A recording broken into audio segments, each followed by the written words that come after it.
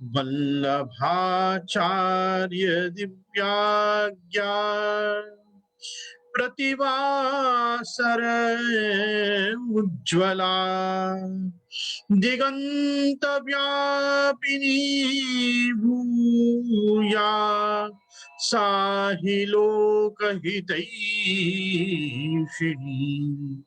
सर्वदेश दशा काले व्याहत पराक्रमा वल्लभाचार्य दिव्याज्ञा वर्धताम अभिवर्धताम। नत्वा श्री वल्लभाचार्यान् पुष्टिमार्गोपदेशकान् विठ्ठलेशान् गुरुन् स्तौमि बालकृष्ण मम प्रभु। श्री गुरुभ्यो नमः।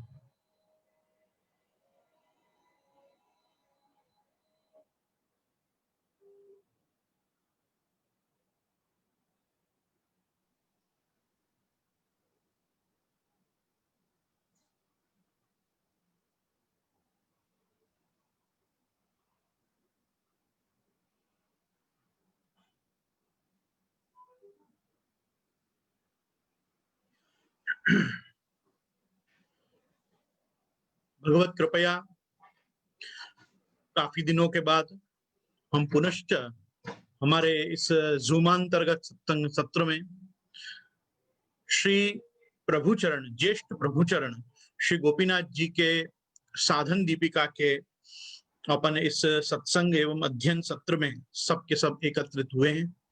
यहाँ उपस्थित समस्त पूज्य चरणों को मैं सादर नमस्कार करता हूँ। आदरणीय शास्त्री वर्ग को भी मैं प्रणाम करता हूँ एवं आप समस्त वाल्लभीय प्रिय वैष्णव जनों को, आस्तिक धार्मिक जनों को, भगवदियों को मैं भगवत स्मरण सहित आपका खूब आवाहन करता हूँ। और आप सब पुनः एक बार इस हमारी जूम सभा में समवेत हुए, उसके लिए मैं आप सबका खूब खूब आभारी हूँ। मैं इस बार परम भगवती श्री जयेश भाई मोदी मुंबई में स्थित हैं, उनका भी मैं खास आभारी हूं कि इस बार की पूरी जूम सभा ये उन्होंने हमको भक्ति सेतु को कंडक्ट करवाई है। तो उनको भी भूरिशः मैं मेरे पितृचरण की ओर से आशीर्वाद देता हूं। एवं च मैं खास विषय प्रवेश करने से पूर्व आपको एक बधाई देना चाहता हूं कि हमारे आज से यूं समझो कि 12वें दिन मिति प्रमाण से आज जैसे प्रतिपदा है तो द्वादशी के दिन हमारे ज्येष्ठ प्रभुचरण श्री गोपीनाथ जी का प्राकट्योत्सव है। और इन दिनों में उसी को ध्यान में रखते हुए ऐसा एक विचार किया गया कि एक त्वरित शीघ्रातिशीघ्र जो विहंगावलोकन हो सके तो वो विहंगावलोकन हम आप श्री के प्रधान ग्रंथ साधन दीपिका का हम सब यहाँ एकत्रित होकर करें। और क्योंकि आज का मेरा विषय कुछ एक नवीन विषय है और उसके बाद कल से साधन दीपिका मूल ग्रंथ का प्रारंभ है, इस कारण से कल से आपको वो पीडीएफ जो है वो यहाँ पे एक स्क्रीन में भी दिखेगा, जिसमें हमको कम से कम प्रतिदिन 13 श्लोकों का सत्संग करना है। प्रतिदिन हम 13 श्लोक करेंगे तो जाके हम 127 श्लोक आप श्री के उत्सव तक हम देख पाएंगे। पूरा ग्रंथ 127 श्लोकों में निबद्ध होने के कारण इन कारिकाओं को झटिति देखना जरूरी है। और उसी के चलते आज का जो हमारा प्रधान विषय है वो है स्वयं प्रभुचरण श्री गोपीनाथ जी का महात्म्य और उनके विषय में वेदों का जो स्पष्ट मत है, विशेष करके जो श्रौत संदर्भ प्राप्त होता है वो हम एक श्री गोपीनाथोपनिषद नाम से औपनिषदिक भाषा में ज्येष्ठ प्रभुचरण का जीवन दर्शन, आप श्री का चरित्र, आपका मूल रूप स्वरूप जो मूलभूत आपका स्वरूप है वो इत्यादि विषयों को हम सब इस सत्संग के माध्यम से और समाज तक पहुंचाना चाहेंगे। ये प्राचीन ग्रंथ बहुत वर्षों से अपने पास विराजते हैं, लेकिन किसी कारणवशात अपना उन तरफ ध्यान नहीं जाता है, क्योंकि अपने यहाँ विशेष करके पुष्टि मार्ग में लोगों को उपनिषदों को पढ़ने का कोई अभ्यास नहीं है। और उसका एक बहुत बड़ा कारण ये है कि हमारे यहाँ बहुत बड़ा ब्राह्मण वर्ग जो है वो आज मिसिंग है। किसी काल में इस संप्रदाय में गुर्जर गौड़ ब्राह्मणों से लेकर गिरनारा ब्राह्मणों से लेकर पुष्करणा ब्राह्मण इत्यादि बहुत सारे उत्तर भारतीय ब्राह्मणों का भी समुदाय, नागर ब्राह्मणों का, सबका जो रहा वो अपने संप्रदाय से संबद्ध रहे। सभी ब्राह्मण अपने मार्ग में दीक्षित होते थे, गायत्री भी आचार्यों से ही लेते थे। और आज के काल में हम देख सकते हैं कि त्रैवर्णिकों में से जो प्रथम वर्ण है उसका इतना बड़ा अनुयायी वर्ग संप्रदाय में नहीं होने से संप्रदाय में वेदाध्ययन या उपनिषदों के अध्ययन का उतना प्रचलन आचार्य ग्रहेतर नहीं रहा है जितना आवश्यक है। क्योंकि यदि किसी को ब्रह्मसूत्र आदि पढ़ने हैं, जैसे आज मैं खास ये बात आपके सामने रखना चाहूंगा कि बहुत लोगों को ऐसा लगता है कि जब उपनिषदों को पढ़ेंगे तब हम ब्रह्मसूत्रों को भी देख पाएंगे। लेकिन आपको एक पढ़ने की परंपरा में यहाँ बताना चाहूंगा कि जब व्यक्ति पढ़ाई प्रारंभ करता है तो पहले उसको सूत्र पाठ ही करने होते हैं। जैसे हम वेदांत दर्शन यदि पढ़ना चाह रहे हैं तो उस दर्शन का, उस फिलॉसफी का जो आचार्य है उनके सूत्रों से ही हम उस दर्शन में प्रवेश कर सकते हैं। मूल सूत्रों को जाने बिना यदि हम केवल उपनिषदों के तात्पर्य का अवगाहन में लगेंगे तो हमको उपनिषद कंफ्यूज करेंगे। क्योंकि आधे स्थानों में उपनिषद में ईश्वर ब्रह्म का निर्धर्मक, निरीश्वर तो मैं नहीं कहूंगा, निर्धर्मक और निर्गुण रूप का वर्णन होगा और कहीं पे सधर्मक और सगुण स्वरूप का वर्णन होगा। तो उन कारणों से भी ये हो जाता है कि हमको पहले सूत्र देखने चाहिए। जैसे न्याय सूत्र हुए, सांख्य सूत्र हुए, सांख्य कारिकाएं हुई, या पाणिनि के ही सूत्र। आप देखो कि जिसने पाणिनि के सूत्र नहीं पढ़े होंगे वो व्याकरण कैसे पढ़ेगा। उसी प्रकार से जिसने वेदांत सूत्रों का दर्शन नहीं किया होगा वो वेदांत सूत्रों के दर्शन किए बिना वेदांत का अध्ययन नहीं कर पाएगा। तो इसलिए सूत्रों को पढ़ना सबसे पहले आवश्यक है। जो व्यक्ति सूत्रावगाहन कर लेगा उसके बाद उसको पता चलेगा कि कहाँ ब्रह्म को क्यों सगुण और सधर्मक बताया है, कहाँ ब्रह्म को निर्गुण और निर्धर्मक बताया है। ये सब श्रुतियों में हमारे यहाँ तो मुख्या और गौणी का भेद नहीं है, लेकिन जहाँ मुख्या और गौणी का भेद किया गया है वहां क्यों किया गया है। तो आचार्य चरण तो वेद पारग है। श्रीमद आचार्य चरण के मार्ग में तो वेदोक्ता अणु मात्रे भी विपरीतम तु यवद भवे तादृशम व स्वतंत्र ही मई चेतु मूल तो मृषा। जो व्यक्ति भी वेद से इतर अपने मत को या वेदांत से इतर अपने मत को प्रस्थापित करने का प्रयास करता है, स्वतंत्रतया अपने मत को स्थापित करने का प्रयास करता है, आचार्य चरण आज्ञा कर रहे हैं कि वो मूल से ही झूठ बोल रहा है। तो हमारे जितने भी ये शौध संदर्भ से संबद्ध सत संप्रदाय हैं, वैष्णव संप्रदाय हैं, इन हमारे समस्त वैष्णव संप्रदायों की ये टेक रही है कि हमने सर्वदा हमारे मतों को सबसे पहले वेद मतानुकूल बताया है।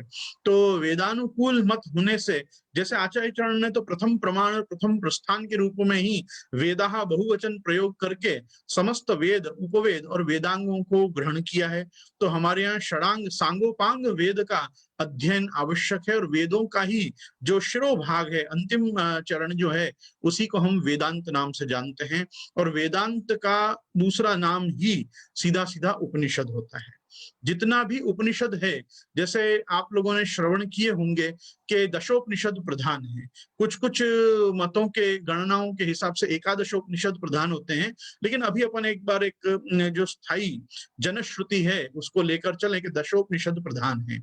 तो ये दशोपनिषदों में भी मैं यहाँ खास आज, क्योंकि हम पूरा उपनिषद ही डिस्कस करने वाले हैं श्री गोपीनाथ जी के विषय में और कालांतर में श्रीमद आचार्य चरण के विषय में भी, इसलिए मैं ये खास बताना चाहूंगा कि जैसे ईशावास्योपनिषद, फिर ईश, केन, कठ, मुंडक, मांडुक्य, ऐत्रेय, तैत्रेय, बृहदारण्यक, छांदोग्य, श्वेताश्वतर और प्रश्नोपनिषद, ये मिला के 10 उपनिषद होते हैं। इनके पूरे पूरे नाम बड़े बड़े हैं। ईशावास्योपनिषद, केनोपनिषद, कठोपनिषद, मुंडकोपनिषद, मांडुक्योपनिषद, ऐत्रेयोपनिषद, तैत्रीयोपनिषद, प्रश्नोपनिषद, छांदोग्योपनिषद, बृहदारण्यकोपनिषद, ऐसे करके ये प्रधान 10 उपनिषद माने गए। अब इनकी ये प्रधान है ऐसा कौन निर्णय करेगा? वही इनके ऊपर जगत गुरु आचार्यों के भाष्य उपलब्ध हैं। इतर उपनिषदों पे सब पे भाष्य उपलब्ध नहीं है। तो इसलिए लोगों में एक जनश्रुति फैली कि भाई यही 10 उपनिषद प्रधान है। ऐसे उपनिषदों की संख्या जो है वो 210 के आसपास है जो प्रधानतया देखे जाते हैं। इनमें भी योगोपनिषद अलग होते हैं, शैवोपनिषद अलग होते हैं, तंत्र के उपनिषद अलग हैं, भक्ति मार्ग के वैष्णवोपनिषद अलग हैं, यहाँ तक कि ऊर्ध्व पुंड्रोपनिषद भी होता है, शंख चक्रोपनिषद भी होता है, गोपी चंदनोपनिषद भी होता है जिसमें सनकादि ऋषि नारद जी से, नारद जी हयग्रीव से ऐसे इत्यादि से प्रश्न पूछते हैं, महात्म्य जानते हैं। और उपनिषदों में प्राय कथानक से सब वस्तु शुरू होती है। जो वेदांत तत्व को जो डिस्कस किया जाता है, जो संवाद के रूप में लाया जाता है, वो प्राय आपने देखा होगा जैसे आरुणि और श्वेत केतु, उद्यालक और श्वेत केतु, फिर बाद में यम और नचिकेता, या वाजश्रवस नाम के जो वाजश्रवा ऋषि हुए और नचिकेता, इत्यादि बहुत सी ऐसी जोड़ियां हमको उपनिषदों में मिलती हैं कि जिनके संवाद में ही वो पूरी ज्ञान का प्रवाह, वो पूरा ज्ञान का प्रवाह चला आ रहा है। तो यहाँ भी हम जब हमारे श्री गोपीनाथ उपनिषद में प्रवेश करेंगे तो हम देखेंगे कि यहाँ भी भगवदीय वैष्णवों का संवाद साक्षात शिक्षा सागर, कृपा सागर, दीनता सागर ऐसे हमारे श्री हरिराय महाप्रभु से हो रहा है। इस उपनिषद को जो निबद्ध किया गया है वो भी किस आधार पर किया गया है? 84 वैष्णव वार्ता और 252 वैष्णव वार्ताओं की भाव प्रकाश। भाव प्रकाश की विशेषता यहाँ, क्योंकि पुष्टि मार्गीय संदर्भ लेना परम आवश्यक है इस उपनिषद के लिए, कि क्या कारण है कि जो हमारे यहाँ श्री हरिराय जी का इतना महत्व है।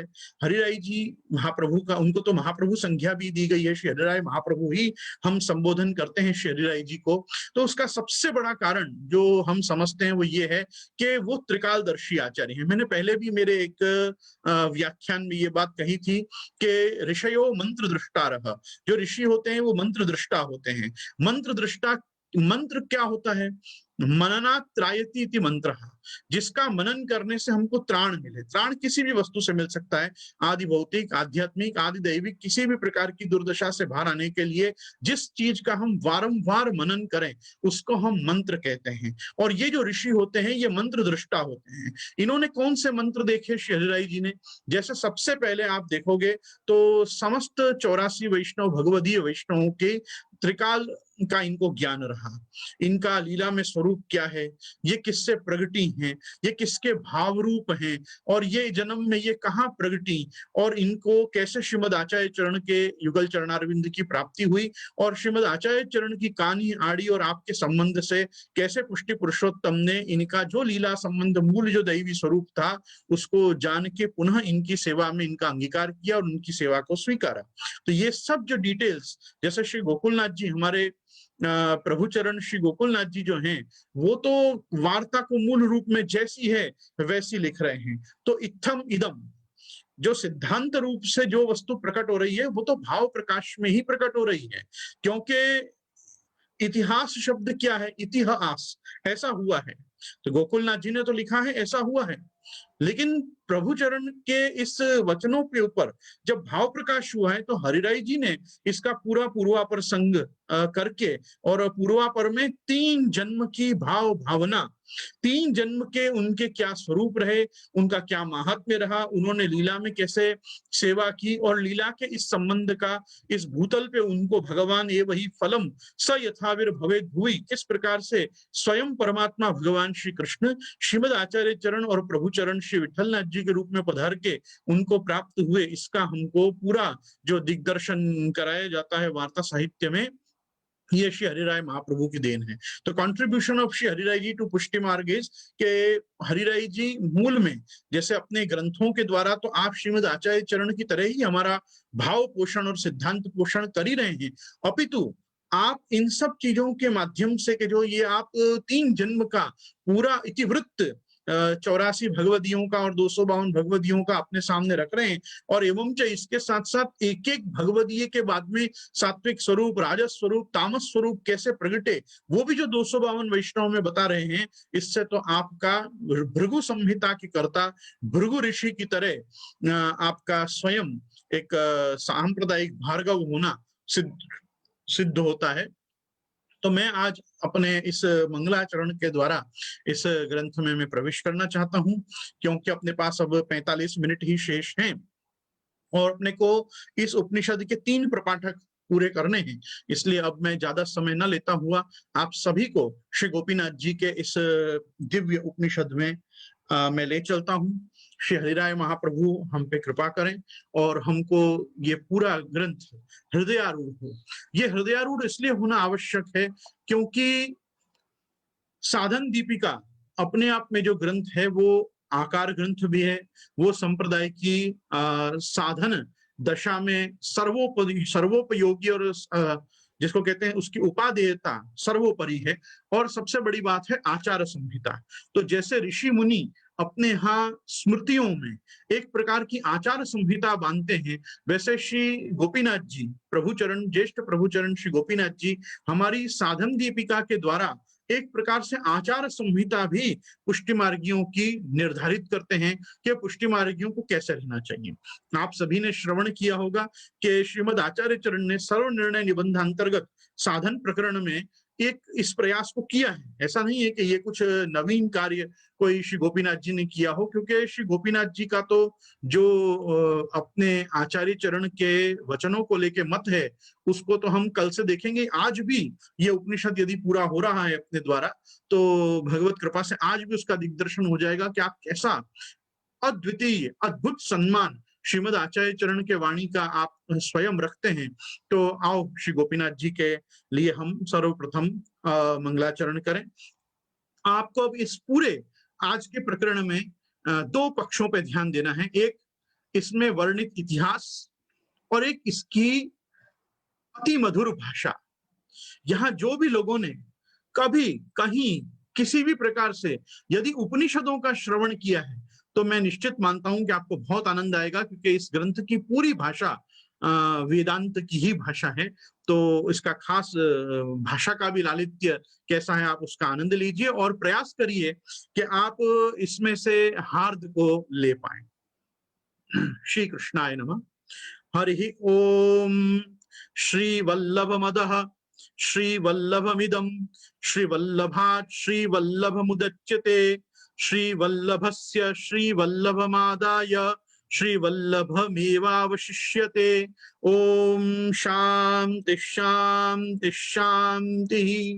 जैसे वेदों में ओम पूर्णमदः पूर्णमिदं पूर्णात् पूर्णमुदच्यते पूर्णस्य पूर्णमादाय पूर्णमेवावशिष्यते कहकर जिस प्रकार से भगवान का स्तवन किया गया है, आपको अपनी पूर्णता में परात्पर परब्रह्म पुष्टि पुरुषोत्तम भगवान श्री कृष्ण को लिया गया है, उसी प्रकार से यहाँ पर ये अखंड भूमंडलाचार्य जगत गुरु महाप्रभु वैश्वानरावतार अलौकिकाग्नि स्वरूप श्री महाप्रभु जी का भी स्तवन इस उपनिषद ने इसी प्रकार से प्रारंभ करते हुए अपने तीनों प्रकार के तापों की शांति के लिए त्रयवारम शांति पाठ करके और फिर यहाँ पे अब प्रथम प्रपाठक, इसमें छोटे छोटे प्रपाठक आएंगे और प्रपाठकों के माध्यम से ये ग्रंथ चलेगा।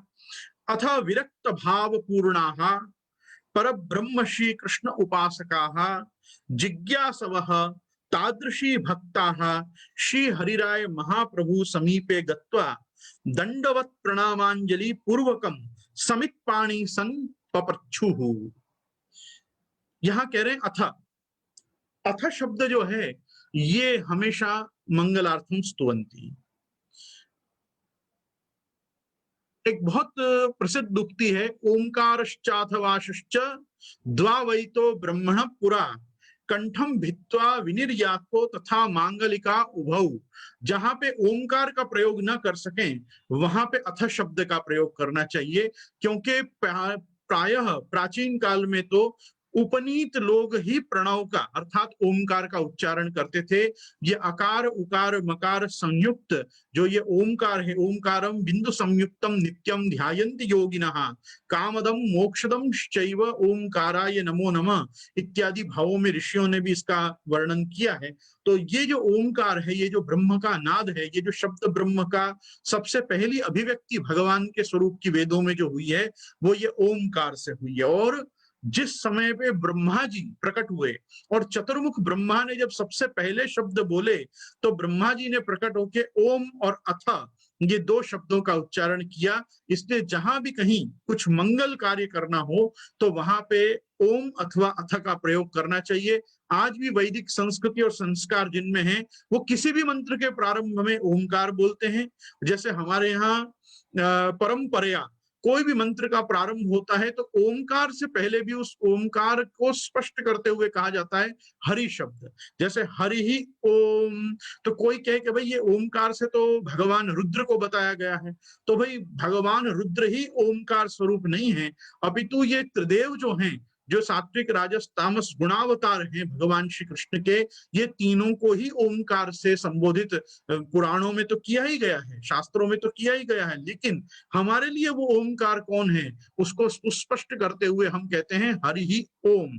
तो ये ओम शब्द का उच्चारण प्राचीन काल में पहले त्रैवर्णिक जो उपनीत होते थे वही करते थे। इसलिए स्त्रियों को, शूद्रों को और अन्य वर्ण के लोगों को और अनुपनीत बालकों को भी जब ओमकार का आग्रह नहीं रहा, मतलब आज्ञा नहीं थी, तब वो अथ शब्द बोलते थे। जैसे आज भी हमारे यहाँ की जो परंपरा है, आप देखोगे प्राय हर ग्रंथ के पहले हम बोलते हैं अथ मंगलाचरणम, अथ श्री यमुनाष्टकम, अथ बालबोध, अथ सिद्धांत रहस्यम इत्यादि इत्यादि। यहाँ कह रहे हैं ग्रंथ को प्रारंभ करते हुए तो कंठम भित्वा विनिर्यातो तथा मांगलिका उभौ।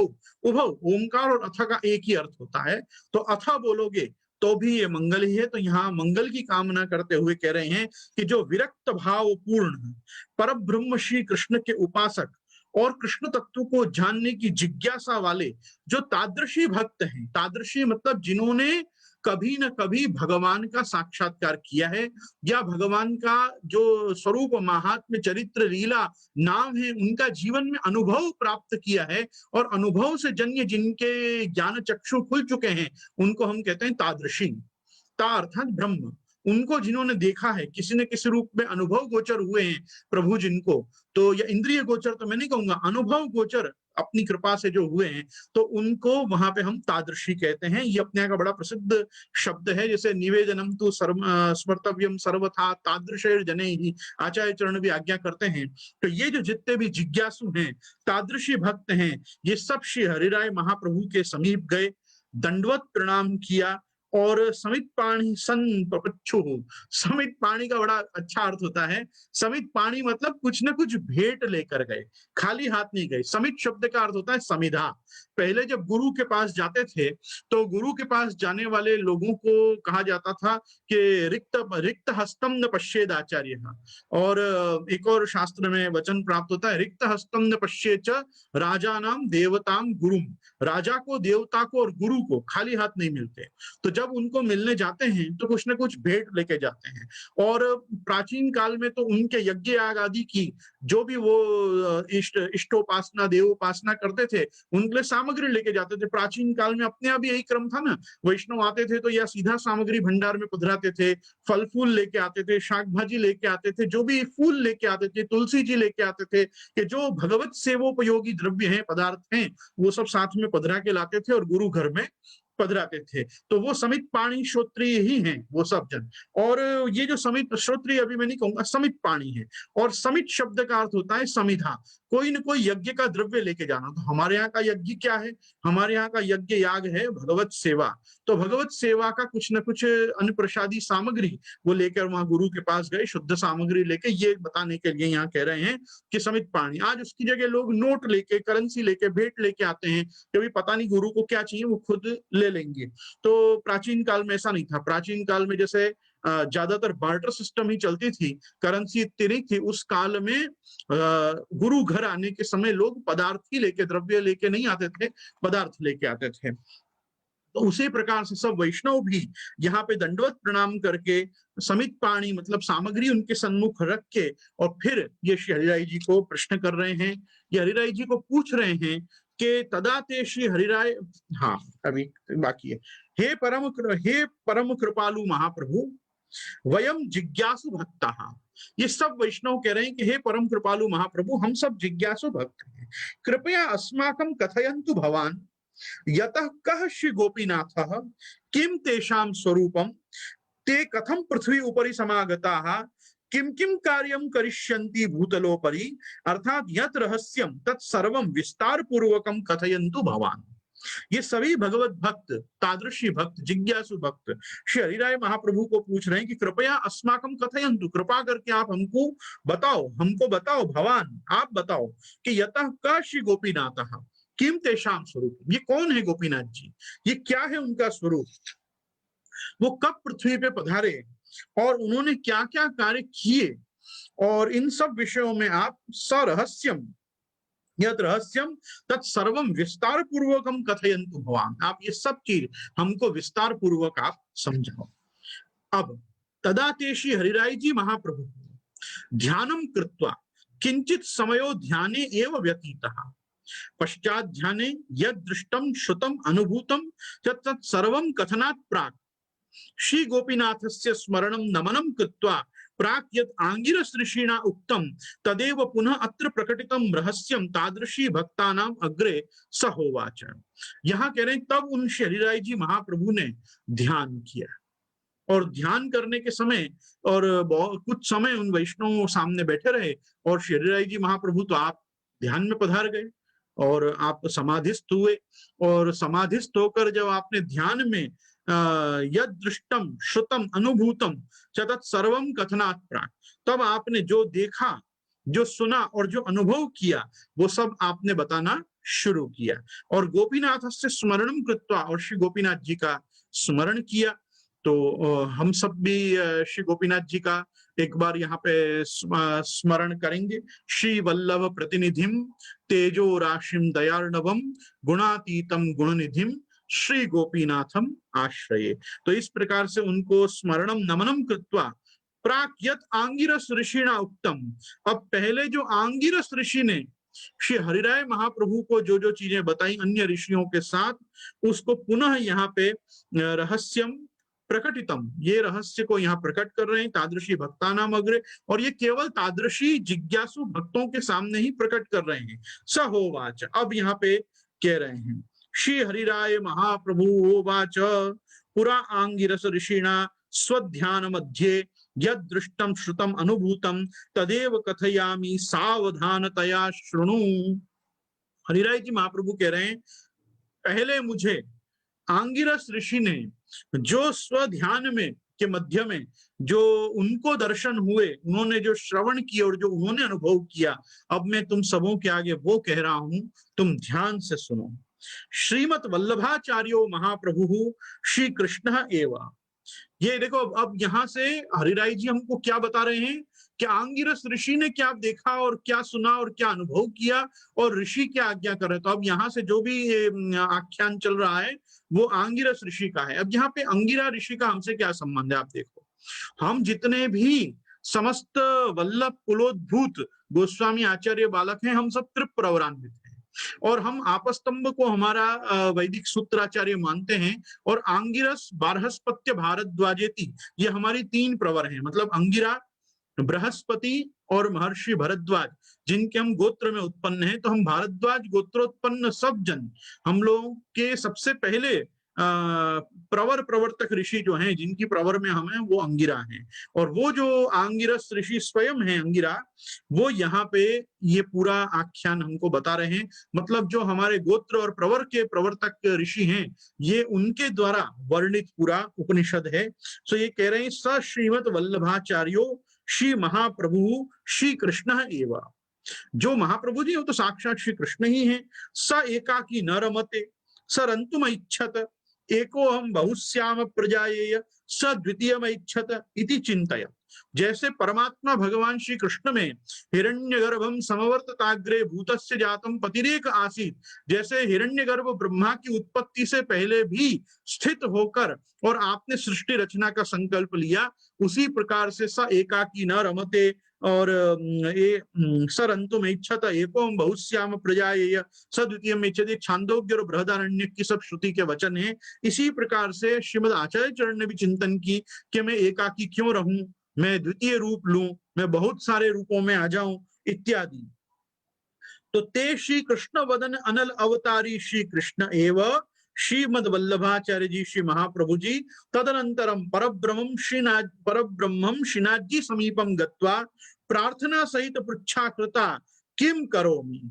तदा परब्रह्म श्रीनाथ जी उवाच यत् परिणयम कुरु। ये जो साक्षात श्री कृष्ण के वदन अर्थात मुखारविंद के अनल अर्थात अग्नि के अवतार, ये स्वयं भी श्री कृष्ण जो हैं वल्लभाचार्य महाप्रभु जी, ये ऐसा विचार करके, ऐसी चिंता करके कि मैं बहुरूप हो जाऊं और मैं कब तक अकेला रहूं, ये आप श्रीनाथ जी के पास गए और श्रीनाथ जी से प्रार्थना पूर्वक पूछा मैं क्या करूं। तब श्रीनाथ जी ने कहा आप विवाह करो, आप परिणय करो। पुनः पुनः श्री कृष्ण वदन अनल अवतार रूपी वैश्वानरः श्रीमद वल्लभाचार्य जी महाप्रभु जी द्वारा ध्यानम कृत्वा परिणय कुरु इत्याज्ञा विषये पुत्र विषये च ध्याने नैव समाधान पूर्वकम उत्तरम प्राप्तम। फिर एक समय जब श्रीनाथ जी से पूछा तब तो श्रीनाथ जी ने कहा परिणय कुरु। फिर थोड़े दिन बाद श्रीमद आचार्य चरण ने पुनश्च ध्यान में विराजे हुए संध्योपासन के समय पर आपने पुनः ध्यान में प्रविष्ट होकर प्रभु के चरणारविंद में पुनः विज्ञप्ति की कि हे प्रभु मैं क्या करूं, मेरे को क्या आज्ञा है, पुत्र विषय की क्या आज्ञा है, परिणय विषय की क्या आज्ञा है। तो ध्याने नैव समाधानम पूर्वकम उत्तरम प्राप्तम, तो उनके ध्यान में भी पधार कर प्रभु ने उत्तर दिया तमेव उत्तरम आज्ञाम मत्वाते पुनः वैधि समाधि द्वारा सूक्ष्म लिंग देह द्वारा च नित्य गोलोके पावने स्थाने गत्वा तत्रस्थम दिव्य तेजोमयम अलौकिकम शेष नारायणम दृष्ट्वा पुनः पुनः मनसि किंचित विचार्य तदनम पृथ्वी उपरि पुनः ते स्वयं समागता। यहाँ पे आज्ञा कर रहे हैं कि ऐसा जब उनको ध्यान और समाधि में भी श्रीमद आचार्य चरण को यही आज्ञा हुई कि तुम परिणय करो, विवाह करो और फिर पुत्र उत्पन्न करो, तब उन्होंने पुनश्च वैधि समाधि द्वारा और सूक्ष्म लिंग देह द्वारा, मतलब कारण शरीर द्वारा, न स्थूल शरीर न सूक्ष्म शरीर, पर जो कारण शरीर होता है वो कारण शरीर में से सूक्ष्म लिंग देह अर्थात अपना जो अलौकिक स्वरूप है उसके द्वारा आपने पावन गोलोक स्थान की यात्रा की ध्यान में ही, अपने समाधि में ही। और तत्रस्थम दिव्य तेजोमयम अलौकिकम शेष नारायणम दृष्ट्वा, वहां उस नित्य गोलोक में भगवान के धाम में आपने शेष नारायण जी का दर्शन किया और दर्शन करके पुनः पुनः मनसि किंचित विचार्य वापिस आप पृथ्वी पे यहाँ पधारे। अथा समयांतरे वैधि यौगिक क्रिया माध्यमेन ध्यान कृतम ध्यानांतरम तै शेष नारायणस्यैव पृथ्वी उपरि आवाहनम कृतम तेपि शेष नारायणोपि दिव्याति दिव्य अलौकिक तनुधारी सांजलि श्रीमद वल्लभाचार्य जी महाप्रभु जी अग्रे उपस्थितो संजातः। और जब कुछ समय के बाद आप वापिस उसी वैधि यौगिक क्रिया से आप जब वापिस अपने स्वरूप में आप पधार गए, तब आपने ध्यान के द्वारा उन्हीं भगवान शेष नारायण का, जिनका आपने नित्य गोलोक में दर्शन किया है, उनको आपने आवाहन किया। और जब उनका आवाहन किया तो वो शेष नारायण भी दिव्यादि दिव्य अलौकिक तनुधारी होकर और सांजलि ही, सांजलि मतलब हाथ जोड़कर महाप्रभु जी के आगे शेष नारायण खड़े हुए, क्योंकि आप जानते हैं आपका स्वरूप क्या है, आप साक्षात भगवान श्री कृष्ण हैं। इसलिए महाप्रभु जी अग्रे उपस्थितो संजातः इति श्री गोपीनाथोपनिषदि प्रथम प्रपाठ का समाप्त। यहाँ पे शेष नारायण के आवाहन के साथ पहला प्रपाठक यहाँ पूरा होता है और उसका यहाँ शांति पाठ दिया हुआ है। हरि ही ओम श्रीमद वल्लभाचार्य जी महाप्रभु जी नाम स्तुति स्तोत्राणि च सदा सर्वदा भद्रम कर्णे भी शृणुयाम। हे श्रीनाथ जी प्रभुम भद्रम पश्ये श्रीमद वल्लभाचार्य जी महाप्रभु जी अलौकिक स्वरूपम दिव्यम स्थिरैरंगे सृष्टवागुंसस्तनुभिर्व्यशेम परम देव हितम श्री कृष्ण हिते एव यदायुः इति हरि ओम शांति शांति शांति ही। अर्थात ये आज्ञा कर रहे हैं यहाँ पे कि जो भद्रम करने भी शृणयाम देवा है, तो हम क्या भद्र ऐसी वस्तु है, क्या कल्याणप्रद ऐसी वस्तु है जिसको हम सुने। तो हम सर्वप्रथम तो श्रीमद वल्लभाचार्य महाप्रभु जी के नामों को सुने, सर्वोत्तम जी को सुने, उनकी स्तुतियों को सुने अर्थात वल्लभाष्टक स्फुरत कृष्ण प्रेमामृत आदि को सुने, उनके द्वारा रचित ग्रंथों को सर्वदा भद्रम करने भी शृणयाम, हम उनके द्वारा लिखी हुई वाणी को अपने कानों के द्वारा सुने। हे श्रीनाथ जी प्रभु, हम आपसे प्रार्थना करते हैं कि भद्रम पश्ये श्रीमद वल्लभाचार्य जी महाप्रभु जी अलौकिक स्वरूपम दिव्यम। श्रीनाथ जी तो प्रत्यक्ष दिख ही रहे हैं हर व्यक्ति को, तो श्रीनाथ जी से साक्षात प्रार्थना है कि आप ऐसी मुझ पे कृपा करो कि मुझको श्री महाप्रभु जी का अलौकिक स्वरूप और आपका दिव्य स्वरूप हृदयारूढ़ हो। तो श्रीनाथ जी से प्रार्थना करके और स्थिरैरंगे सुष्टुवागुम सस्तनुभिर व्यशेम देव हितम यदायुः जैसे कहा, तो श्री कृष्णे हिते यदायुः, यहाँ बहुत सुंदर बात कह रहे हैं कि तुष्टुर्वासः, किस किसके लिए हम इस पृथ्वी पे रहे, किसके लिए हम स्वस्थ हों, तो हम हमारे श्री कृष्ण की सेवा कर सकें। यत आयु तत् श्री कृष्ण हिते एव यदायु, कि जो आयु हमको दी गई है वो भगवत सेवार्थ दी गई है, इसलिए हम स्वस्थ होने की कामना करें, इसलिए हम पुष्ट होने की, सुदृढ़ अंगों के साथ रहने की हम कामना करें। तो स्थिरैरंगैः सुष्ठुवागुं सुस्तनुभिर्विषेम परम देव हितम श्री कृष्ण हिते एव यदायु हरि ओम शांति शांति शांति। इस प्रकार से प्रथम प्रपाठक को यहाँ पे पूर्ण करते हैं और द्वितीय प्रपाठक का प्रारंभ वापिस एक वैदिक मंगलाचरण से करते हैं और इस प्रकार से कह रहे हैं, हरि ही ओम शन्नो श्रीमद वल्लभाचार्य जी महाप्रभु जी, शन्नो श्री गोपीनाथ जी, शन्नो श्री विठ्ठल श्रीमद विठ्ठलनाथ प्रभु रूपो, शन्नो सप्त बालका शम भवन्तु सर्वेशाम, हरि ओम शांति शांति शांति। शम शब्द का अर्थ होता है कल्याण। तो शम शब्द से शन्नो मित्र शम वरुणः शन्नो भवत्वर्यमा शन्नमिंद्रो बृहस्पति शन्नो विष्णु रुरुक्रमा नमो ब्रह्मणे नमस्ते वायोः त्वमेव प्रत्यक्षं ब्रह्मासि त्वामेव प्रत्यक्षं ब्रह्म वदिष्यामि सत्यं वदिष्यामि ऋतं वदिष्यामि तन्मामवतु तद् वक्तारम् अवतु अवतु माम् अवतु वक्तारम्। ओम शांति शांति शांति। तद्रूप यहाँ पे मंगलाचरण किया गया है कि शन्नो श्रीमद वल्लभाचार्य महाप्रभु जी, शन्नो श्री गोपीनाथ जी, शन्नो श्री विठ्ठल श्रीमद विठ्ठलनाथ प्रभु रूपो, मतलब प्रार्थना पांडुरंग विठ्ठलनाथ जी से भी है कि आप श्री गुसाई जी के रूप में पधारो और हमारा कल्याण करो। तो शन्नो विठ्ठल श्रीमद विठ्ठलनाथ प्रभु रूपो, और शन्नो सप्त बालका, और सातों बालक भी श्री गिरधर जी से लेकर घनश्याम जी पर्यंत बालक भी हमारा कल्याण करें। शम भवन्तु सर्वेशाम, और अन्य भी समस्त जो गोस्वामी कुलोद्भूत श्रीमद वल्लभ कुलोद्भूत आचार्य बालक हैं वो भी हमारा कल्याण करें। इस प्रकार से हरिओम शांति शांति शांति। दूसरा प्रपाठक प्रारंभ होता है, अतः हैनम श्री हरिराय जी भगवंतम वैराग्य पूर्ण तादृशा भक्ता पप्रच्छु पुनरपि, हे भगवन अग्रे कृपया अस्माकं श्री गोपीनाथ जी स्वरूपम गुप्त रहस्यम कथयन्तु कृपया। तदा स होवाच श्री हरिराय जी महाप्रभु जी।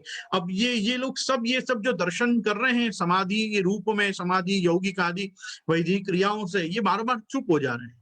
तो जब ये चुप हो जा रहे हैं उस चीज को दर्शन करते हुए, तो पुनश्च यहाँ पे हरिराय जी से वही वैराग्यपूर्ण तादृश भक्त जो हैं वो सब वापस पूछ रहे हैं कि भगवान अब कृपा करके आगे का श्री गोपीनाथ जी का स्वरूप, गुप्त रहस्य, ये सब कृपा करके आप हमसे कहिए। अब श्री हरिराय जी महाप्रभु जी आज्ञा कर रहे हैं, श्रीमद वल्लभाचार्य जी महाप्रभु जी स्वयं श्री कृष्ण एवतैः ध्यानस्थ दशायाम नित्य गोलोके स्थितम शेष स्वरूपम पृथ्वी उपरि स्ववैधि योग क्रिया आध्यात्मिक महायोग बलेन च आवाहितम। उन्हीं श्रीमद आचार्य चरण ने ध्यानस्थ होकर नित्य गोलोक में स्थित शेष स्वरूप को पृथ्वी ऊपर इन सब प्रकार की यौगिक क्रियाओं से आपने अपने हृदय में ही अपने सन्मुख आवाहन किया। तदेव स्वरूपम तदनंतरम नित्य गोलोक स्थितम शेष स्वरूप दिव्य तेजस्वी तनुधारी लावण्यमयम शेष स्वरूपम वैधि महायोग क्रिया बलात् आवाहित सन अतो ही श्री कृष्ण वदन अनर रूपधारी वैश्वानर श्रीमद वल्लभाचार्य जी महाप्रभु सन्मुखे उपस्थितो मूलम रूपम धारयित्वैव वै। वो यह आज्ञा कर रहे हैं कि तब श्री महाप्रभु जी की आज्ञा, अनुरोध और आवाहन से वो जो आप पूर्ण लावण्यमय तेजस्वी तनुधारी शेष स्वरूप, ये इसी प्रकार की वैधि महायोग क्रिया बलात् आप यहाँ पे आवाहित हुए और आप सन्मुख आके उपस्थित हुए और अपना मूल रूप जो है वो आपने धारण किया। मूल रूप मतलब शेष नारायण अपने नारायण स्वरूप में, विष्णु स्वरूप में आके श्रीमद आचार्य चरण के सन्मुख उपस्थित हुए। अब यहाँ कह रहे हैं, तदा स श्रीमद वल्लभाचार्य जी महाप्रभु उवाच। अब यहाँ श्रीमद आचार्य चरण उनसे आज्ञा कर रहे हैं, हे शेष नारायण त्वं खलु अप्रतिमं प्रतिभा संपन्न। हे शेष नारायण आप अप्रतिम मतलब आपके जैसी प्रतिभा संपन्न और कोई भी नहीं है। विरलः मेधावान, आप अकेले ही ऐसे विरल हैं मतलब विरले हैं जिनमें इतनी मेधा शक्ति है। आप सहस्त्र मुखों से भगवान का स्तवन करते हैं, सहस्त्र मुखों से भगवान का नाम स्मरण, पारायण, लीला गान, चरित्र गान करते हैं। यहाँ उपस्थित वैष्णवों को पता ही होगा कि श्रीमद् भागवत में भी प्रधान जो अलग अलग अलग परंपराएं हैं, उनमें दो ही परंपरा प्रधान है, एक है नारायणी परंपरा और है सांकर्षणी परंपरा। और सांकर्षणी परंपरा में भागवत जी के प्रथम वक्ता जैसे नारायण हैं, उसी प्रकार से भगवान शेष जी भी हैं। इसीलिए यहाँ शेष नारायण को आप आज्ञा कर रहे हैं, विरलः मेधावान अनेकानेक रूपधारी असी, आपने तो बहुत से रूप धारण किए हैं। लक्ष्मण बलराम आदि अनेकानेक अवतारधारी असी, जैसे आपने अलग अलग रूप धारण किए हैं, वैसे आपने अलग अलग अवतार भी लिए हैं। त्रेता युग में आप लक्ष्मण जी के रूप में पधारे हो, सारस्वत कल्प के द्वापर युग में आप बलराम जी के रूप में पधारे हो। तम खरु प्रेम लक्षणा भक्ति मार्गे एव रतोसी, और सबसे बड़ी बात यह है कि आपकी रति प्रेम लक्षणा भक्ति के मार्ग में है। अतः शुद्धाद्वैत सिद्धांतानुसारी अलौकिक विशिष्ट प्रेम लक्षणा भक्ति मार्गस्य प्रदर्शनार्थे प्रचारार्थे च पृथ्वी उपरि मम पुत्रत्वेन अवतार धारय धारय इत्यादेशो दतः तैहि। तब श्रीमद आचार्य चरण ने उन शेष नारायण जी को कहा कि क्योंकि आपकी शुद्धाद्व प्रेम लक्षणा भक्ति के मार्ग में रति है, आप शुद्धाद्वैत सिद्धांतानुसार अलौकिक विशिष्ट इस प्रेम लक्षणा भक्ति के मार्ग का लोगों में प्रदर्शन अर्थात उनको ये मार्ग दिखाने के लिए और इस मार्ग का प्रचार करने के लिए, प्रचारार्थे पृथ्वी उपरि मम पुत्रत्वेन अवतार धारय धारय इत्यादेशो दतः तैहि, इस प्रकार का आदेश उन्होंने श्रीमद आचार्य चरण ने शेष नारायण जी को दिया। अथ तदनंतरम आदेशम श्रुत्वा शेष नारायण उवाच, अब शेष नारायण जी ने जब ये महाप्रभु जी की आज्ञा सुनी, तब आपने कहा, मैं शिरोधार्या ऐसा पावन आज्ञा, मैंने आपकी इस पावन आज्ञा को शिरोधार्य किया, परंतु नित्य गोलोके करोमि नित्य सेवा सदा सर्वदा, अतः स्वल्प वर्षाणि एव स्थास्यामि भूतले, तत्पश्चात नित्य गोलोके पुनः गमिष्यामि सेवायाम। आप तो जानते हो कि मेरी नित्य सदा सर्वदा सेवा गोलोक में है ही, इस कारण से अब मैं बहुत कम वर्ष के लिए ही पृथ्वी पे आऊंगा, पृथ्वी पे रहूंगा। अतः स्वल्प वर्षाणि एव स्थास्यामि भूतले, इसलिए मैं कम समय के लिए ही भूतल पर आकर रहूंगा। तत्पश्चात नित्य गोलोके पुनः गमिष्यामि, और उसके बाद में पुनः गोलोक आ जाऊंगा अपनी सेवा को संभालने के लिए। अथ स पुनरपि उवाच, फिर 2 मिनट रुककर और फिर वापस शेष नारायण जी ने आज्ञा की। अथ स पुनरपि उवाच, अहम प्रेम लक्षणा भक्ति मार्गस्य प्रचारार्थे एव अनेकानेक पुस्तकानि झटिति लिखित्वा पुनरपि नित्य गोलोके गमिष्यामि, इसलिए मैं आपके इस प्रेम लक्षणा भक्ति मार्ग के प्रचार के लिए अनेकानेक पुस्तक जल्दी से लिखकर पुनः मैं गोलोक आ जाऊंगा। हे वैश्वानर, हे श्री कृष्ण, अर्थ परिणयम कुरु इत्यादेश प्राप्त श्रीमद्भी, आपको तो पहले ही भगवान का आदेश प्राप्त हो चुका है कि परिणयम कुरु, आप शादी कर लो। तथैव परिणयम कुरु इति श्रीमताम चरणे प्रार्थयामि, मैं भी आपसे प्रार्थना करता हूं, इसके लिए पहले आप विवाह तो करो। श्रीमताम आदेशो शिरोधार्यम करोमि, फिर मैं आपका जो आदेश हुआ है उसको धारण करूंगा। यथा समये आगमिष्याम्यहं भूतले इति प्रार्थना पूर्वकम वचनामृतम कृत्वा तदनंतरम तत्स्वरूपम झटिति दृष्टिगोचरात् अदृष्टम जातम, ऐसे अर्चनामृत करके और प्रार्थना पूर्वक, मतलब आचार्य चरण की भी प्रार्थना करके, और फिर तुरंत जल्दी से आप जो शेष नारायण वहां आवाहित हुए थे, आप स्वयं ही वहां से अंतर्ध्यान हुए और दृष्टिगोचरात् अदृष्टम जातम, और फिर वो श्रीमद आचार्य चरण के सन्मुख से भी अगोचर हो गए।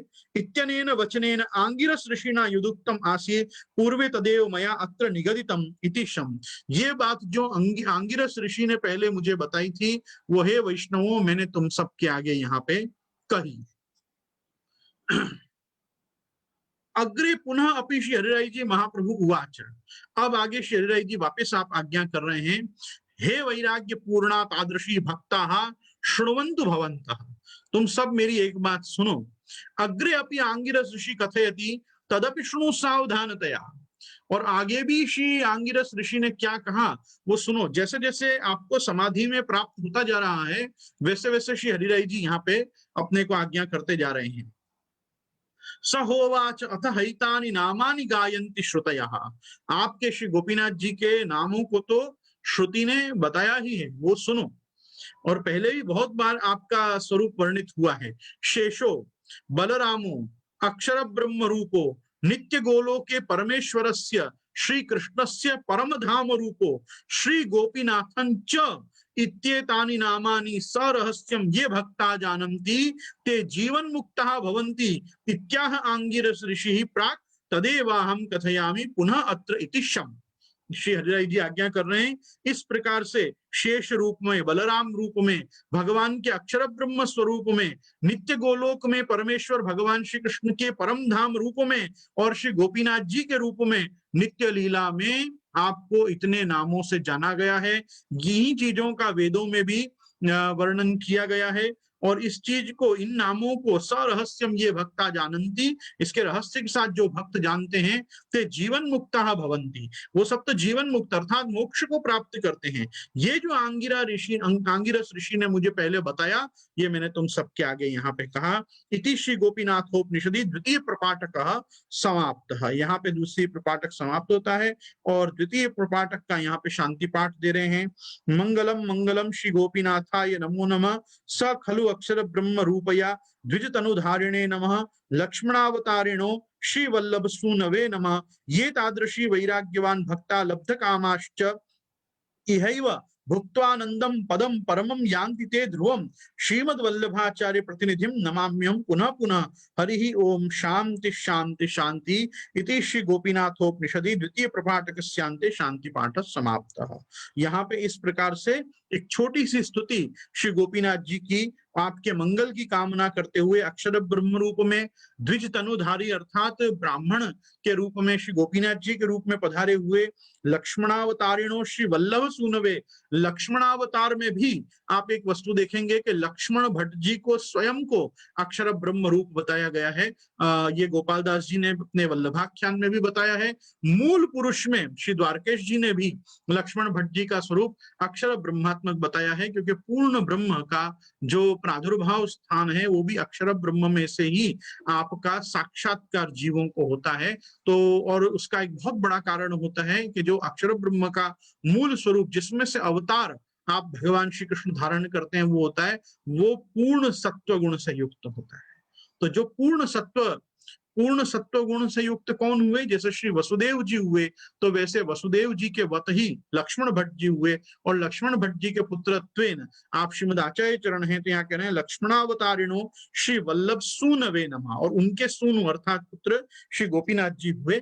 इस प्रकार यहाँ बता रहे हैं, ये तादृशी वैराग्यवान भक्ता लब्ध कामाश्च, ये तो तादृशी वैराग्यवान भक्त ही जो लब्ध काम हुए उनके दर्शन से वो ही जानते हैं। इहैव भुक्त्वा आनंदम पदम परमम यान्ति ते ध्रुवम, उनको तो वो परम पद प्राप्त हुआ, ये उन्होंने वो आनंद प्राप्त किया है जिन्होंने श्री गोपीनाथ जी का दर्शन किया है। श्रीमद् वल्लभाचार्य प्रतिनिधिम नमाम्य हम पुनः पुनः, उन्हीं श्री महाप्रभु जी के प्रतिनिधि को हम पुनः पुनः नमस्कार करते हैं। इस प्रकार यहाँ पे शांति पाठ दिया और यहाँ पे मंगलाचरण पूरा किया। अब द्वितीय प्रपाठ का समाप्त अथ श्री गोपीनाथोपनिषद तृतीय प्रपाठक प्रारभ्यते, ये तीसरा और मुझे जहां तक ध्यान है अंतिम प्रपाठक है। और इसके माध्यम से यहाँ बता रहे हैं शांति पाठ का प्रथम मंगलाचरण दोनों तरफ होगा, प्रारंभ में भी होगा किसी भी प्रपाठक के और बाद में संपूर्णता की ओर भी होगा। तो यहाँ कह रहे हैं हरि ओम तृतीय प्रपाठकस्य प्रारंभे शांति पाठ श्रीमद् वल्लभाचार्य जी महाप्रभु जी सेवार्थे एव आप्यायन्तु ममांगानि तथा च वाक् प्राण चक्षुश्रोत्रम अथो बलम इंद्रियाणि च सर्वाणि। ओम शांति शांति शांति। अब देखो यहाँ भी जो प्रार्थना है ये प्रार्थना भद्रम करणे भी शृणुयाम देवा जैसी ही है, लेकिन यहाँ पे प्रत्येक अंग के कल्याण की यहाँ पे प्रार्थना की गई। क्यों की गई है? तो श्रीमद् वल्लभाचार्य जी महाप्रभु जी सेवार्थ एव एतेषाम एव सेवार्थ, श्रीमद् आचार्य चरण की सेवा के लिए क्या प्रार्थना कर रहे हैं? आप्यायन्तु परितुष्टा भवन्तु ममांगानि, मम संपूर्ण अंगानि तथा च, मेरे संपूर्ण अंग जो हैं वो परिपुष्ट हों, आनंद से आप्लावित हों। क्या कहां से हों? तो सबसे पहले बोल रहे हैं तथा च एवं च वाक, सबसे पहले वाणी, तो मेरी वाणी अलौकिकी वाणी और मेरी लौकिक वाणी दोनों में मंगल का संचार हो। और वाक अर्थात अलौकिक वाक का अर्थ तो यहाँ पे किया कि अलौकिक वाणी लौकिक वाणी मेरी मंगल हो। पहले अपन वापस सुनेंगे। तथा च वाक प्राण चक्षु श्रोत्रम नाड़यो अथो बलम इंद्रियाणि च सर्वाणि ओम शांति शांति शांति ही श्रीमद वल्लभाचार्य जी महाप्रभु सेवार्थे एवं आप्यायन्तु ममांगानि। ये मेरे सब सुंदर हो, पुष्ट हो और इनमें शौर्य वीर्य पराक्रम आए, ऐसी जो प्रार्थना है वो कह रहे हैं कि प्राणों में क्यों आए। तो कहा पंच प्राणः पंच उप प्राणः, प्राण अपान उदान व्यान समान ये प्राण है। उप प्राण है नाग कूर्म कृकल देवदत्त और धनंजय। तो ये मेरे 10 प्राण जो हैं ये श्रीमद आचार्य चरण के लिए परिपुष्ट हो। चक्षुः नेत्रद्वय, श्रोत्रम कर्णद्वय, 2 प्रकार के कान। अब नाड़ी भी शरीर में जो है ना वो 5 नाड़ियां प्रधान मानी गई हैं। इड़ा, पिंगला, सुषमना, हस्त, जिह्वा और गांधारी, ये 5 नाड़ियों को प्रधान माना है। इनमें भी बल का संचार हो। बल 3 प्रकार का होता है। आध्यात्मिक जो होता है वो भक्ति का बल होता है, आदि दैविक जो होता है वो भगवत कृपा का बल होता है, और आदि भौतिक जो होता है वो शारीरिक बल होता है। तो मुझ में शारीरिक बल आए, प्रभु की भक्ति का बल आए और प्रभु का कृपा बल मुझ में आए, इस प्रकार से आध्यात्मिक आदि दैविक और आदि भौतिक बल मुझे प्राप्त हो। और मेरी जो इंद्रियाणी है, इंद्रियाणियों में यहाँ पे इंद्रियाणी में 10 इंद्रियां, 11वां मन और बुद्धि और अहंकार को भी, बुद्धि चित्त और अहंकार को भी होता अंतःकरण को भी लिया गया है। इसलिए कह रहे हैं एकादश इंद्रियाणि अर्थात वाक पाणि पाद पायु उपस्थ श्रोत्र त्वक चक्षु जिह्वा घ्राण मन बुद्धि चित्त अहंकाराश्च सर्वे। तो सर्वेन्द्रियाणि, तो सर्वे में जो सर्वे है वो मन बुद्धि चित्त अहंकार भी है और 10 इंद्रियां हैं। च एवं तदुपरांत सर्वाणि, सर्वाणि सर्व किमपि अवशिष्टम तत्सर्वमपि, और भी कुछ मेरे में रह गया हो तो वो सब भी श्रीमद वल्लभाचार्य जी महाप्रभु जी सेवार्थे एवं परितुष्टा सुदृढ़ा भवन्तु इति ओम शांति शांति शांति इति गोपीनाथोपनिषद तृतीय प्रपाठकस्य प्रारंभे शांति पाठ। यहाँ इस प्रकार से प्रारंभ में शांति पाठ करके और फिर अब यहाँ पे प्रपाठक शुरू होता है। अतः इनम आंगिरसम तादृशा विरक्ता भक्ता पुनरपि अग्रे पप्रच्छु। अब उन भक्तों ने जिन्होंने पहले अंगिरा ऋषि से या अंगिरस ऋषि से ये प्रश्न किए थे वो पुनः पूछ रहे हैं। सशेष नारायण श्रीमद वल्लभाचार्य से पुत्रत्वेन आगता किम किम किम कार्यम करिष्यन्ति ते कुत्र स्थित्वा करिष्यन्ति ते कार्यः सर्व विस्तार पूर्वकम ब्रूहि इति वयम प्रार्थयामः। शशि हरिराय जी महाप्रभु एतत् श्रुत्वा किंचित समय पर्यंतम समाधिस्थो भूत्वा श्री गोपीनाथस्यैव स्मरणं नमनं कृत्वा सर्वं समाधि द्वारा ज्ञात्वैव यदुक्तं श्री आंगिरस ऋषि द्वारा तादृशी विरक्त भक्तानाम अग्रे तदेव चरितामृतं निगदितं पृच्छकानां जिज्ञासूनां दैवी जीवानां श्री बालकृष्ण सेवकानाम अग्रे तत्शृणु स आंगिरसोवाच। तो जैसा उन तादृशी और विरक्त भक्तों ने आंगिरस ऋषि को जाके जो पूछा वही वस्तु वापस एक बार श्री हरिराय जी को पूछी। उसमें क्या पूछा कि वो शेष नारायण श्री महाप्रभु जी के पुत्र रूप में कहाँ आए, क्या क्या कार्य उन्होंने किए, कहाँ रहकर उन्होंने ये कार्य किए और वो कार्य कौन से हैं, ये विस्तार पूर्वक आप हमको बताएं। हरिराय महाप्रभु जी ने ये श्रवण करके कुछ समय समाधि में बिताए और समाधि में जो भी उन्होंने स्मरण नमन करके ऋषि से जो भी ज्ञान प्राप्त किया था उसको पुनः उन्होंने उन विरक्त भक्तों के आगे चरितामृत के रूप में पृच्छका नाम पूछने वालों के सन्मुख, दैवी जीवों के सन्मुख जो बालकृष्ण सेवा मतलब ठाकुर जी की सेवा करने में तत्पर थे, ऐसे लोगों के आगे आपने बोलना प्रारंभ किया। जो ऋषि बोले स श्री आंगिरसोवाच ते प्राक स्तुति रूप माध्यमेन स्वरूपम प्रदर्शयन्ति। अब देखो यहाँ ये जो स्वरूप वर्णन कर रहे हैं अंगिरा ऋषि भी, आंगिरस ऋषि भी, ये भी स्तुति रूप में ही कर रहे हैं। इस स्तुति में ये सब आ जाएगा, आप श्रवण करें। नमस्ते गोपीनाथाय वाक्पति सूनवे नमः बलभद्र लक्ष्मण रूपो धारको शेषो महान अक्षर ब्रह्म रूपोयम दिव्य विप्रतनुधारक नमस्कुर्वन्तु भक्ता श्री कृष्ण प्राप्तिर्भवेत येन नालौकिको श्री गोपीनाथो नैव लौकिकवत् कार्यम वदनावतार पुत्रत्वात् ऐश्वर्यादि गुण संपन्नो स्मरन्तु प्रभु प्रीत्यर्थम श्री गोपीनाथाय नमो नमः।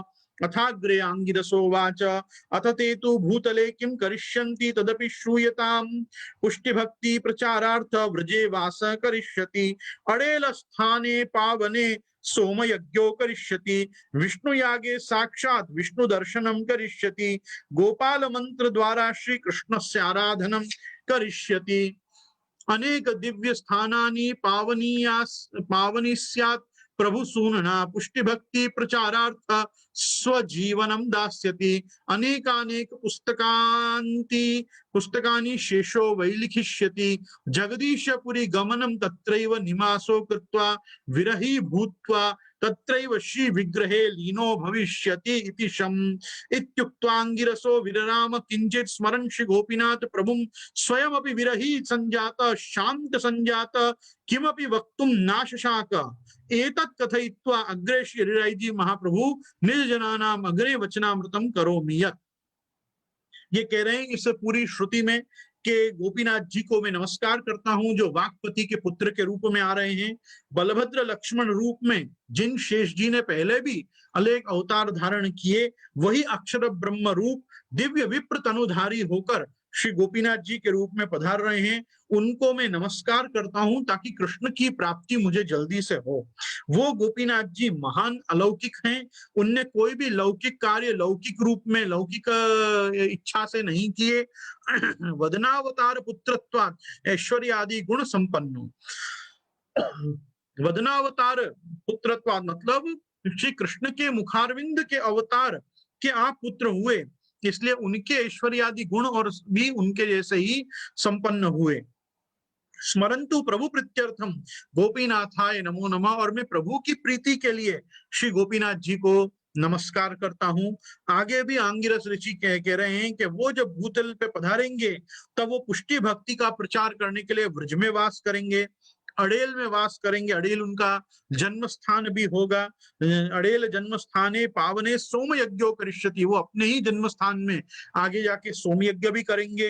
वो विष्णु याग भी करेंगे जिसमें साक्षात विष्णु का दर्शन करेंगे और लोगों को करावेंगे, और गोपाल मंत्र के द्वारा श्री कृष्ण का आराधन करेंगे। अर्थात यहाँ ये जो गोपाल मंत्र शब्द का प्रयोग होता है वो साधन दीपिका के श्री गोपाल मनुम स्मरेत उसके अर्थ में ही होता है, अर्थात पंचाक्षर के अर्थ में ही होता है। अनेक दिव्य स्थानानि पावनी स्यात् प्रभु सूनना, महाप्रभु के पुत्र होने के नाते जैसे श्री महाप्रभु जी ने पृथ्वी को सनात करी और बहुत जगह आपने भ्रमण किया, वैसे आप भी बहुत स्थानों में पधारेंगे और पुष्टि भक्ति के प्रचारार्थ स्वजीवनम दास्यति, अपना पूरा जीवन आप पुष्टि भक्ति के प्रचार प्रसार में लगावेंगे।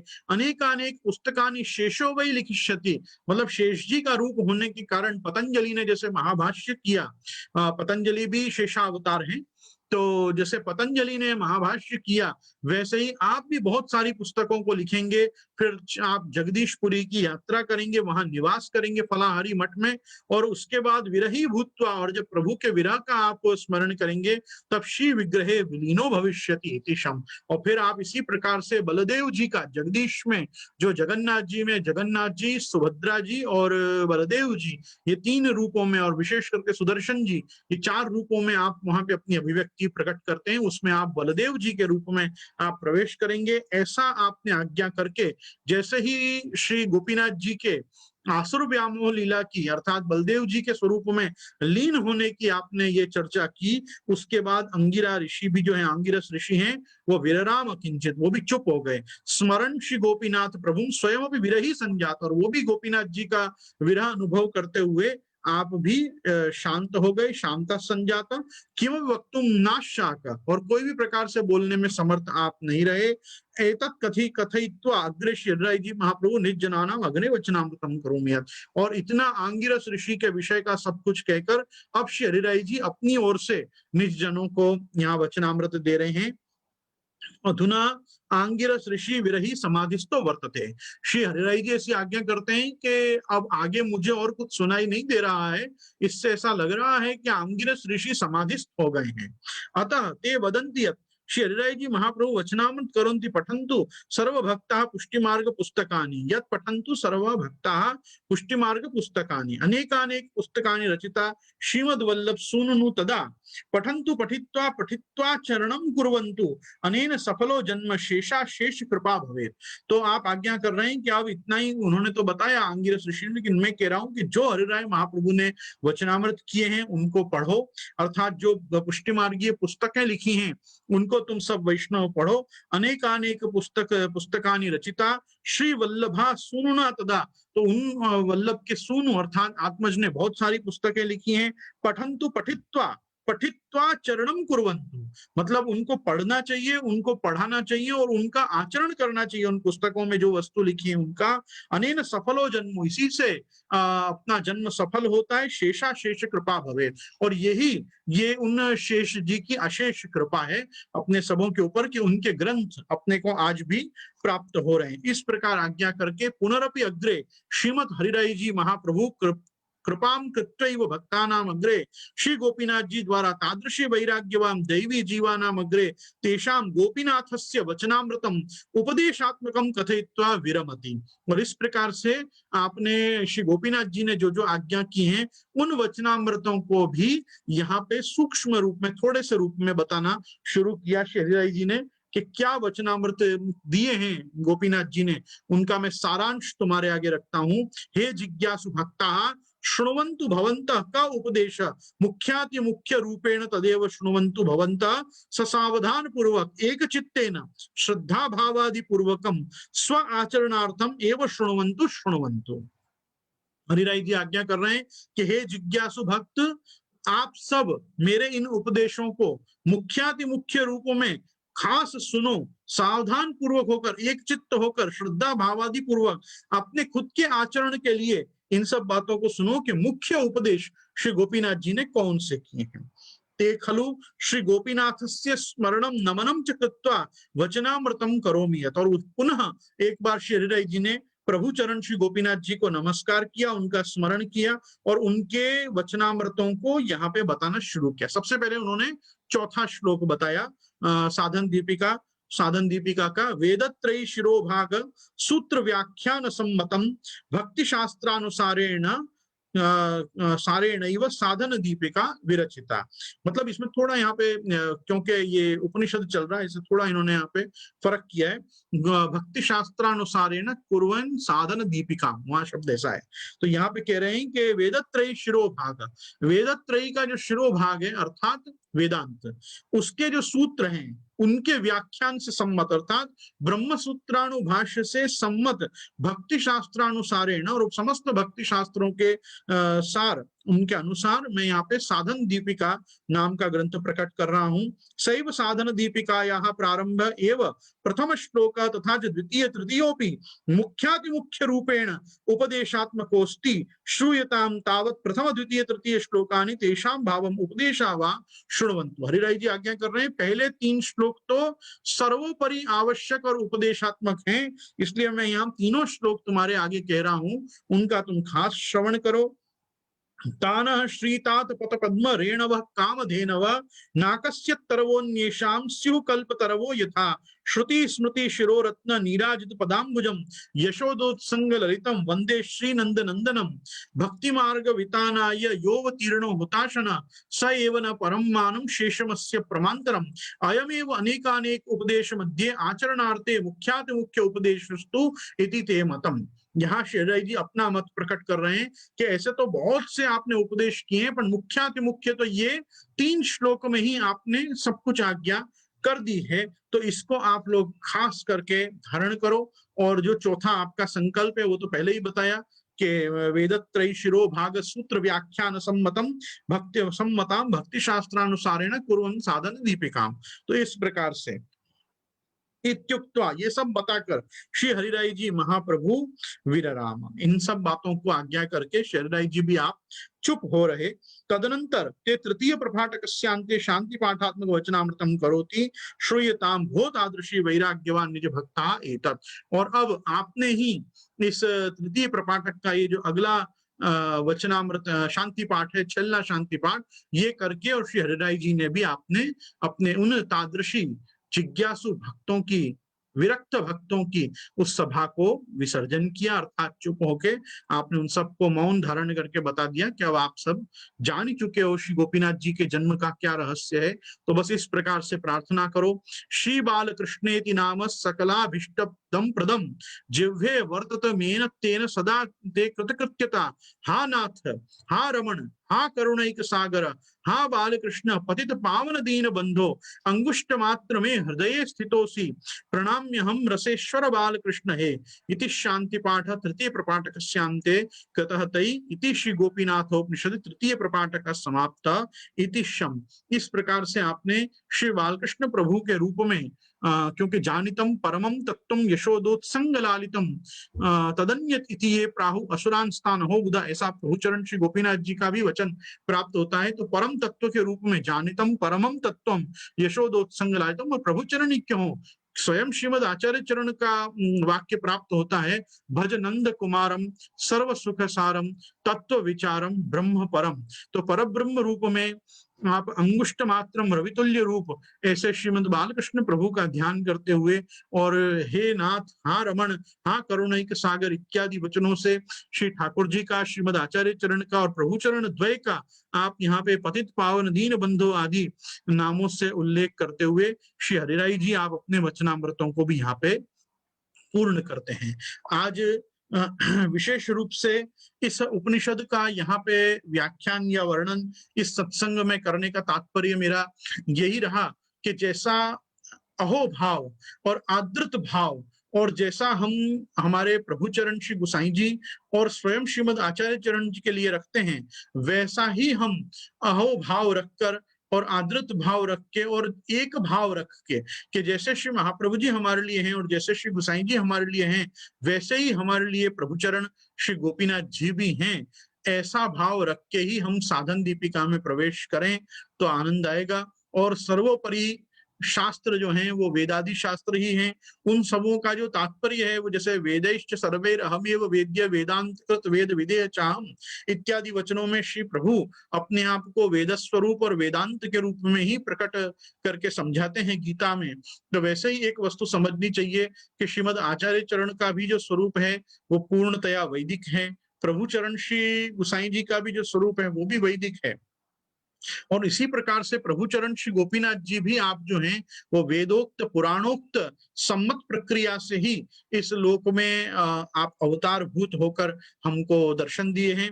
तो अपन सभी वैष्णवों को ये आग्रह रखना चाहिए कि जैसा हम श्री महाप्रभु जी को देखते हैं, जैसा हम श्री गुसाई जी को देखते हैं, वैसा ही हम प्रभु चरण श्री गोपीनाथ जी को भी हमारे हृदय में दर्शन करें। और आपके ग्रंथों में जब हम प्रवेश करें तो हम ये समझ के चलें कि यहाँ से ही हमको संप्रदाय की सेवा व्यवस्था को सुदृढ़ रखने की आचार संहिता प्राप्त होगी। क्योंकि एक वस्तु को समझिए कि आचारो परमो धर्मः जैसे कहा गया है, और दूसरा बताया गया है कि आचार विचार ही हमारे में शुद्धता का संपादन करते हैं। तो उन्हीं आचार और विचार, मतलब आचार के पीछे का रहा हुआ जो विचार है वो उनके पीछे का दर्शन है, उनके पीछे की फिलॉसफी है कि हम क्यों ये सब चीजें करते हैं। तो हम क्यों सेवा करते हैं, हम क्यों अपरस करते हैं, हम क्यों दूधघर अनसकड़ी सकड़ी का विवेक रखते हैं, स्वपात्र का देव पात्र का हम विवेक रखते हैं कि ये हमारे खाने के बर्तन है, ये ठाकुर जी के बर्तन है, ये ठाकुर जी का मंदिर है, ये ठाकुर जी का स्थान है, ये ठाकुर जी का स्वरूप है, नहीं है ये साक्षात प्रभु हैं इत्यादि। ये हमारे अंदर कहाँ से विवेक आता है, कैसे आता है, और क्या हम करें हमारे ठाकुर जी के साथ जिससे वो पुष्टि मार्गी पद्धत्यानुसार कृष्ण सेवा का एक अंग कहलाए। ये सब बातों को समझाने के लिए ही साधन दीपिका, साधन मतलब सेवा, सेवा का ही तो साधन अपने को प्राप्त है। और क्या हम निस्साधन और दुष्ट साधन जीवों के पास साधन है। हम ससाधन तभी बनते हैं जब भगवत सेवा हमारे माथे पधारती है और हम भगवत सेवा में अपने हाथ पवित्र कर पाते हैं। तो उपस्थित समस्त वैष्णवों को मैं पुनः एक बार यहाँ आह्वान देता हूँ, आग्रह करता हूँ कि कल से मेरे साथ प्रतिदिन हम 13 श्लोकों का यहाँ पे दर्शन करेंगे सत्संग में, और वो आपको एक पर्टिकुलर स्क्रीन में आपको भी वो श्लोक दिखाए जाएंगे। फिर भी मैंने जिन जिन को लिंक्स भेजी हैं उनको मैंने पीडीएफ फाइल में पूरा साधन दीपिका ग्रंथ भी भेजा है। तो आप सब एक बार अपनी अपनी लिंक्स को रीचेक करिएगा। मैं भक्ति सेतु हवेली रूपेश भाई से भी आग्रह रखूंगा कि वो भी सबको मेरा भेजा हुआ पीडीएफ भी सेंड करें, जिससे लोग अपने हाथ में भी ग्रंथ रख के देख सकें कि वो हम क्या श्रवण कर रहे हैं। बस इसी के साथ मैं आज का मेरा यहाँ का औपनिषदिक संदर्भ व्याख्यान प्रभु चरण श्री गोपीनाथ जी के ऊपर यहाँ संपूर्ण करता हूँ। आगामी दिनों में हम श्री गोपीनाथ जी का उत्सव कैसे मनाना चाहिए उसके ऊपर जो पूर्वाचार्यों ने उपदेश किए हैं उनको भी एक दिन हम साथ में डिस्कस करेंगे, और वो शायद हम एक दिन पहले अर्थात महादान के दिन, एकादशी के दिन हम देखेंगे कि द्वादशी के दिन हमारे वैष्णवों के यहाँ क्या क्रम होना चाहिए। आइए हम श्रीमद आचार्य चरण से आश्रय की प्रार्थना करके आज के इस हमारे सत्संग को यहाँ विराम दें, और आओ। दृढ़ चरणन केरो भरोसो, दृढ़ चरणन केरो, श्री वल्लभ नख चंद्र छटा बिन, सब युग मांझेरो भरोसो, दृढ़ चरणन केरो, साधन और नहीं आकली में, जासो होय निमेरु, सूर्य कहाँ कहे द्विविधयांधरो, बिना मूल को चेरो भरोसो, दृढ़ न चरणन केरो भरोसो। श्री गोवर्धन नाथ की जय, श्याम सुंदर श्री यमुने महारानी की जय, श्री वल्लभाधीश की जय, प्रभु चरण श्री गोपीनाथ जी की जय, श्री गोसाई जी परम दयाल की जय, आज के आनंद की